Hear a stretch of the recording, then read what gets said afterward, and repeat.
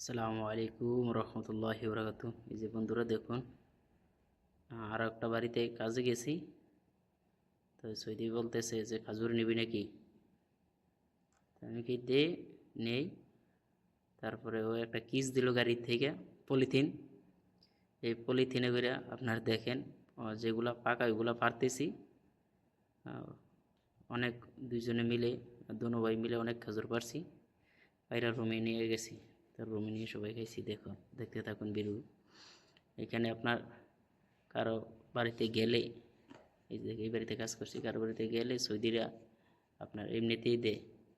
আপনার না বইলা পারা লাগবে না, আপনার দেখলেই বলবে খেজুর খেজুর নিবি নি, খাইবি নি, খাইলে নি, তারা ইচ্ছা করে দেয়। দেখুন মাশাআল্লাহ, অনেক অনেক গাছ।